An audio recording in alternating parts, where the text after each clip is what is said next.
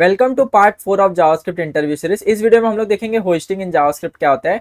अगर समझो आप कोई भी वेरिएबल डिक्लेयर करो, जैसे वेयर से आप डिक्लेयर करो, समझो नेम में विवेक डिक्लेयर कर रहा हूँ। अभी एक केस में अगर समझो मैं इसको ट्राई करता हूँ पहले एक्सेस करने का, कंसोल डॉट लॉग, इसको मैं पहले ट्राई करता हूँ एक्सेस करने का डिक्लेरेशन से पहले, मतलब यहाँ वैल्यू इनिशियलाइज हो रहा है, इसके पहले मैं ट्राई कर रहा हूँ एक्सेस करने का। अभी इसको देखोगे ये अनडिफाइंड देगा, आपका एक्सपेक्टेशन देगा कि एरर देना चाहिए, बट ये अनडिफाइंड देता है। अब ये अनडिफाइंड क्यों देता है, तो ये जानने से पहले देखो, होस्टिंग जानने से पहले हम लोग को ये जानना जरूरी है कि जावास्क्रिप्ट रन करता है दो फेज में। पहला होता है मेमोरी क्रिएशन फेज, सेकंड होता है एग्जीक्यूशन फेज। अभी क्या होगा देखो, मेमोरी क्रिएशन फेज में ना, अभी ये वेरिएबल है वेयर नेम, तो सबसे पहले पूरे कोड को स्कैन करता है और जितने भी वेरिएबल और फंक्शन है ना उसको मेमोरी एलोकेट करता है। अभी देखो ये केस में क्या होगा, समझो मेमोरी एलोकेट करेगा, जैसे वेयर नेम है तो वेयर नेम को एक मेमोरी एलोकेट कर देगा और इसको एक वैल्यू इनिशियलाइज कर देता है अनडिफाइंड से। अभी ये अनडिफाइंड मेमोरी में सेव हो गया। बाद में ये जब एग्जीक्यूट होता है ना लाइन बाय लाइन, अभी देखो वेयर ये कंसोल डॉट लॉग नेम कर रहा है और ये मेमोरी क्रिएशन फेज में इसको एक वेरिएबल मतलब देखो डिक्लेयर, मतलब एक वैल्यू इनिशियलाइज हो गया अनडिफाइंड से। और अगर मैं ट्राई करूँ इसके पहले भी अगर चेक करने का ना कंसोल डॉट लॉग नेम, क्योंकि इसको मेमोरी में इनिशियलाइज कर दिया अनडिफाइंड से, तो मेरे को अनडिफाइंड मिलेगा। अगर मैं नोड इंडेक्स और जीएस करूंगा तो अनडिफाइंड मिलेगा। वेयर के केस में वैल्यू मतलब वैल्यू को जब जब वो बोलते हैं ना, इसका जब मेमोरी क्रिएट होता है तो ये अनडिफाइंड से इसको वैल्यू इनिशियलाइज भी जाता है, बट ये लेट और कॉन्स्ट के केस में नहीं होता है। अगर लेट और कॉन्स्ट के केस में देखोगे अगर सेम चीज है बट इसमें देखो एरर दे देगा, ये एरर दिया रेफरेंस एरर। ये केस में क्या होता है पता है, इसके भी मेमोरी क्रिएशन फेस में मतलब पहले सबसे पहले लेट नेम को एक वैल्यू मतलब मेमोरी क्रिएट करेगा, बट इसको कोई वैल्यू इनिशियलाइज नहीं करता। जैसे वेयर के केस में वैल्यू इनिशियलाइज किया अनडिफाइंड, बट लेट और कॉन्स्ट के केस में कोई वैल्यू इनिशियलाइज नहीं करता है, लेट नेम ऐसे ही रहेगा। ये टेम्पोरल डेड जोन बोलते हैं, मतलब टेम्पोरल डेड जोन मतलब टाइम जब ये स्कोप क्रिएट हुआ और उसका वैल्यू कब इनिशियलाइज होगा। अगर इसके बीच में अगर आप ट्राई करोगे एक्सेस करने का, वो रेफरेंस एरर देगा, क्योंकि देखो लेट नेम को कोई मैंने वैल्यू इनिशियलाइज नहीं किया जावास्क्रिप्ट में और आप ट्राई करो उसको एक्सेस करने का, तो वो एरर देगा रेफरेंस एरर। बट अगर यही अगर इसके बाद अगर आप ट्राई करोगे ना एक्सेस करने का, एक बार इनिशियलाइज हो गया लेट नेम,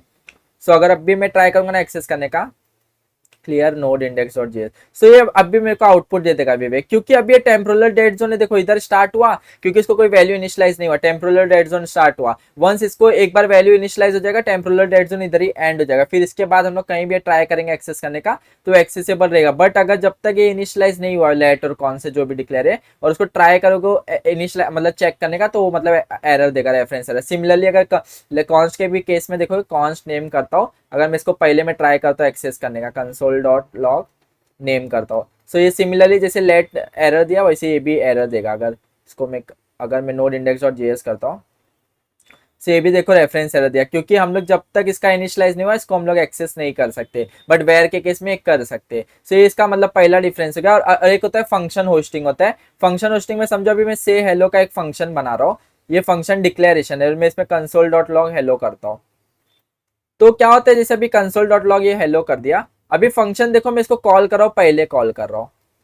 फंक्शन डिक्लेरेशन के केस में क्या होता है, कभी भी आप कॉल सकते हो। फंक्शन डिक्लेरेशन फुल्ली होस्ट हो जाता है जब मेमोरी क्रिएशन फेस में ना, समझो इसको एक मेमोरी एलोकेट हो गया, जैसे से हेलो को ना, से हेलो को विथ इसके बॉडी जो कंसोल डॉट लॉग है ना, इसको एक मेमोरी एलोकेट हो गया। तो आप अगर समझो मेमोरी इसको एक बार एलोकेट हो गया तो आप कभी भी कॉल करो इसको, मतलब अगर इसको आप पहले भी कॉल करो या बाद में भी कॉल करो, मतलब फंक्शन डिक्लेरेशन को पहले ही मेमोरी एलोकेट हो गया तो डायरेक्ट रन होगा। अगर नोड इंडेक्स और जेएस करता हूँ तो देखो ये मेरे को विवेक मिल, ये तो पहले इसका विवेक था, अगर मेरे को देखो इसको पहले रन किया था कंसोल डॉट लॉग हेलो मिल गया। बट यही अगर फंक्शन डिक्लेरेशन के केस में तो प्रॉपर चलेगा, बट अगर यही फंक्शन वो रहेगा ना एक्सप्रेशन, अगर समझो वेयर नेम करता हूँ मैं इधर, अब भी मैं नेम को ट्राई करता है, देखो मैं वो करने मतलब नेम को मैं इन्वोक कर रहा हूँ मैं पहले, मतलब इसके पहले मैं इन्वोक करने का ट्राई कर रहा हूँ। अभी देखो देखो ये एरर देगा,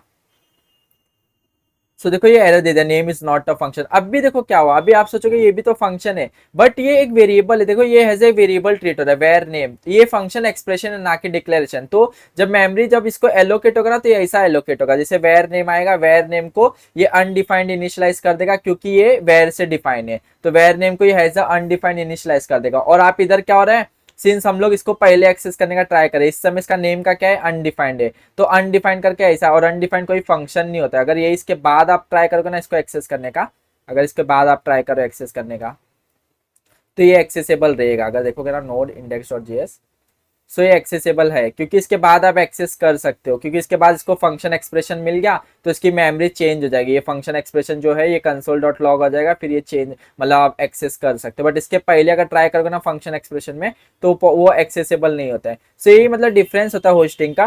होस्टिंग अगर जैसे वेयर से कोई भी वेरिएबल अगर आप डिफाइन करें ना और उसको अगर पहले आप एक्सेस करें तो एक्सेस मतलब वो अनडिफाइंड देता है जो जो कि बग्स क्रिएट करते हैं, इसलिए हम लोग वेयर कभी जल्दी यूज नहीं करते। अगर समझो आप कोई वेरिएबल डिफाइन इनिशियलाइज बाद में कर रहे हो और उसको ट्राई कर रहे हो पहले एक्सेस करने का, तो ये मतलब गलत वे। तो वेयर के केस में बग्स बहुत क्रिएट होते हैं, बट लेट और कॉन्स्ट यही रिजॉल्व करता है। लेट जब तक आप इनिशियलाइज नहीं करोगे ना तब तक वो वैल्यू को आप एक्सेस नहीं कर सकते, वो रेफरेंस एरर देगा। अगर आपका फंक्शन डिक्लेरेशन है तो फुल्ली होस्ट हो जाता है, मतलब वो आप पहले भी कॉल करो या बाद में भी कॉल करो वो आपको आउटपुट देगा। बट अगर यही फंक्शन एक्सप्रेशन है तो वो नहीं चलता है, वो आपको बाद में ही कॉल करना पड़ेगा जब एक बार फंक्शन एक्सप्रेशन आपका मतलब इनिशियलाइज हो जाएगा। और एक अगर मैं एक क्वेश्चंस देता हूँ आपको, अगर ये आप ये सॉल्व करोगे तो आपके लिए बहुत बहुत हो रहेगा। अगर समझो फंक्शन में हेलो करता हूँ, से हेलो, अभी मेरे को इसका आपका आउटपुट इसका मेरे को बताना आप कमेंट में क्या रहेगा। अगर समझो मैं कंसोल डॉट लॉग ए करता हूँ और मैं ए को वेर ए में बाद में करता हूँ 20 और मैं ऊपर एक वेर ए करता हूँ 12, अभी इसका आउटपुट आप क्या सोचते रहोगे क्या रहेगा? सो मैं इसका आउटपुट का आंसर भी बता ही देता हूँ वीडियो में। सो अभी आप क्या सोचते रहोगे, वेर ए इधर 12 है, सिंस ये बाद में आ रहा है तो ये 12 इधर प्रिंट हो जाएगा, बट ये ऐसा नहीं होता। अगर देखो अनएक्सपेक्टेड होगा, अगर नोड इंडेक्स और जेएस करूंगा ना, सो क्लियर कर देता हूँ। से हेलो को पहले प्रिंट करना पड़ेगा, से हेलो को कॉल करता हूँ, अभी मैं नोड इंडेक्स डॉट जेएस करता हूँ।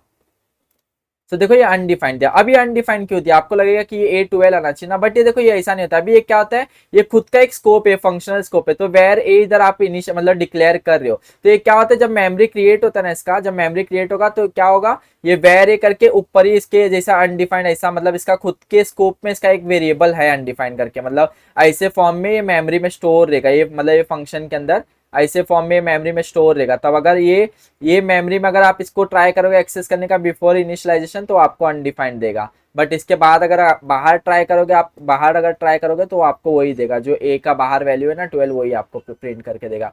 सो यही होस्टिंग होता है। मिलते हैं अगले वीडियो में, थैंक यू।